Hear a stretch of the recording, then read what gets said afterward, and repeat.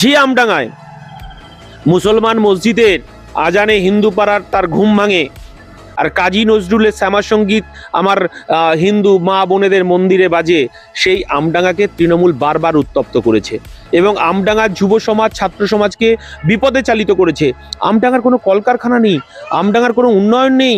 আমডাঙ্গার মানুষকে শুধুমাত্র উপহার দিয়েছে বোমা, গুলি, পিস্তল, এই গুন্ডা বাহিনী। এবং আপনারা দেখবেন যে আমডাঙ্গার মতো একটা সাম্প্রদায়িক সম্প্রীতির জায়গায় এখানে বারবার সম্প্রীতিকে বিঘ্নিত করেছে তৃণমূল কংগ্রেস এবং বিজেপি। আমরা এই বাইনারি পলিটিক্সকে কাটিয়ে আমডাঙ্গার মানুষের যন্ত্রণা আর আমডাঙ্গা মানুষের না পাওয়ার যন্ত্রণা, আর আমডাঙ্গা মানুষ এই দীর্ঘ 15 বছর ধরে যে বঞ্চনার শিকার।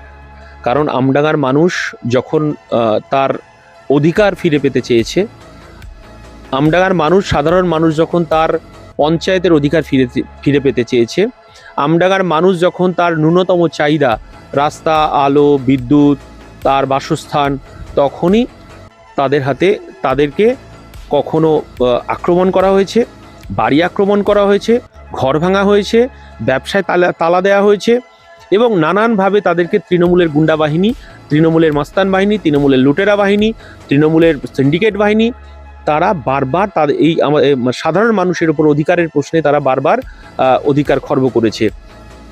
এবং আমডাঙ্গায় একটা সময় আমডাঙ্গা বিশ্ব দরবারে প্রতিষ্ঠিত ছিল। যখন হাসিম আব্দুল হালিম এখান থেকে 29 বছরের এমএলএ ছিল, তখন হিন্দু মুসলমান ছিল না, তখন একটা সম্প্রীতির বার্তা ছিল।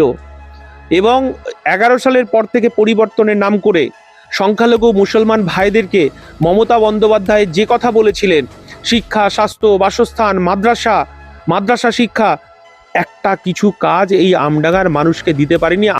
অল্প শিক্ষিত বেকার যুবকরা কোথায় যাবে? কৃষকের তার ন্যায্য ফসলের দাম নেই।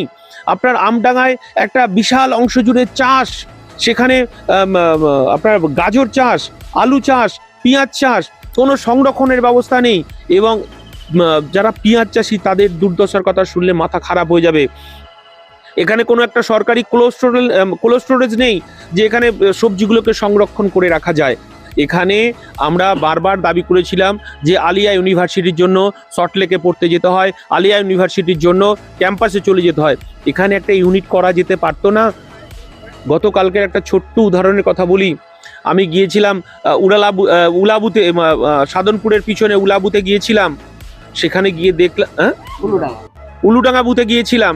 সেই উলুডাঙ্গা বুথে গিয়ে দেখলাম, মানে আমার বলতে খুব কষ্ট হচ্ছে, একটা ছোট্ট শিশুকে আমার সামনে মৃত্যুর মুখে ঢলে পড়তে দেখলাম। কারণ খেলার চলে সেই বাচ্চাটা গাছ থেকে পড়ে গিয়েছিল। তাকে বারাসাত মেডিকেল কলেজে নিয়ে গিয়েছিল, মেডিকেল কলেজে না কোনো রকমে দেখে তাকে ছেড়ে দিয়েছে, বলেছে কিছু হয়নি। ছেলেটা 3 দিন পরে বাড়িতে এসে ছেলেটা মারা গেল। এবং আমি প্রচারে গিয়েছিলাম, আমার প্রচার গাড়িতে বাচ্চাটাকে যখন আমডাঙ্গা হসপিটালে গেলাম, আমডাঙ্গা হসপিটালের কোনো পরিষেবা নেই। বাচ্চাটা 12 বছরের একটা শিশু মারা গেল। আর মমতা বন্দ্যোপাধ্যায় সেবাশ্রয় করছেন, কোটি কোটি টাকা তছরূপ করেছে নির্বাচনে তহবিলিতে কাজে লাগানোর জন্য।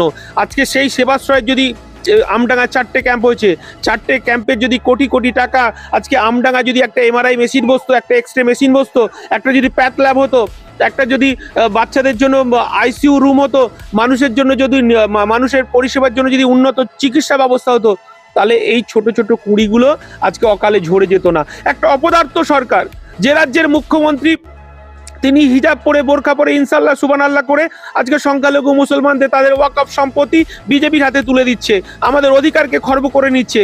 আজকে মমতা বন্দ্যোপাধ্যায় আপনার আমার করের টাকা দিয়ে এখানে কলকারখানা তো দূরের কথা, এই বাংলার মানুষ, আমডাঙ্গার মানুষ চেয়েছিল এখানে একটা কারখানা হবে, এখানে বস্ত্র শিল্পের হাব হবে, লিলি বিস্কুটের ফ্যাক্টরির জমিকে উদ্ধার করে সেখানে কারখানা হবে। এখানে কোনো রকম শিল্প তো দূরের কথা, মানুষ ভয়ে আছে। আমি রাস্তায় নেমেছি মানুষের ন্যায্য অধিকার ফেরত পাওয়ার জন্য, আমি রাস্তায় নেমেছি। এখানে আমডাঙ্গার মানুষ তার অধিকার, মা বোনেরা অধিকার ফিরে পাক এবং এলাকার কৃষক সমাজ মাথা উঁচু করে বাঁচুক। যে আমডাঙ্গা আজকে দীর্ঘ 29 বছর ধরে হাসিম আব্দুল হালিম একটা সম্প্রীতির বন্ধনে বেঁধে রেখে দিয়েছিলেন। দেখুন, 2004 সালে ফিরে যান। বিজেপিকে আটকানোর জন্য বামপন্থীরা ভোট দিয়েছিল 100 দিনের কাজের অধিকার। তৃণমূল সেই 100 দিনের কাজ চুরি করেছে, 100 দিনের কাজ বন্ধ হয়ে গেছে। জল মিশন, অর্থাৎ প্রত্যেকটা পরিশ্রুত পানীয় জল প্রত্যেকের বাড়ি বাড়ি পৌঁছানোর কথা ছিল, মমতা বন্দ্যোপাধ্যায়ের সরকার এখনো পর্যন্ত পানীয় জল পৌঁছাতে পারেনি এই আমডাঙ্গার গ্রামে গ্রামে কোনো বাড়িতে। স্বাভাবিকভাবেই এই যে জলের বড় বড় ট্যাঙ্ক বসিয়েছে, জল ওঠে না, অথচ লাখ লাখ টাকা খরচ করে ফেলেছে, লাখ লাখ টাকা খরচের খাতায় উঠে গেছে। আমরা বলতেছি যে এটা তো মানুষের ন্যূনতম বেঁচে থাকার চাহিদা। শিক্ষা, স্বাস্থ্য, বাসস্থান, পানীয় জল, বিদ্যুৎ, এগুলো তো ন্যূনতম চাহিদা। এই চাহিদা যদি বিগত সরকার যদি তা পূরণ করতে না পারে, স্বাভাবিকভাবেই জল, বিদ্যুৎ, স্মার্ট মিটার কোনো মতে বসাতে দেব না। স্মার্ট মিটার কোনো মতে বসাতে দেব না। কৃষকের তার চাষের সেচ জমিত সেচের জল যেখানে যাবে তার ব্যবস্থা করা, এবং বিদ্যুৎ পুরো ফ্রি করে দেয় কৃষকদের জন্য। আর পানীয় জল প্রত্যেকটা বাড়িতে বাড়িতে যায়, বিনা পয়সায় পানীয় জলের ব্যবস্থা করতে হবে।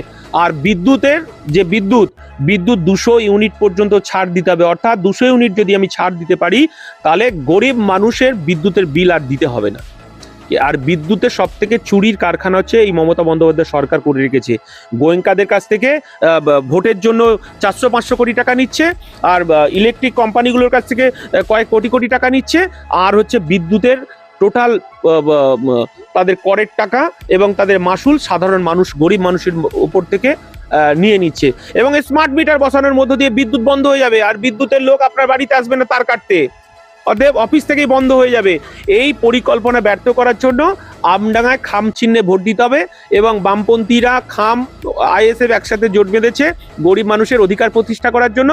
পানীয় জল, বিদ্যুৎ, রাস্তা, ইলেকট্রিক, শিক্ষা, স্বাস্থ্য, এটা আমার প্রথম মানুষের ন্যূনতম চাহিদা। এই অধিকার রক্ষার লড়াইয়ের জন্য আমি সাধারণ মানুষের দরজায় দরজায় যাচ্ছি, যে মানুষ বঞ্চিত, মানুষকে এই পরিষেবাগুলো দিতে হবে, সেই লক্ষ্যেই আমার কাজ।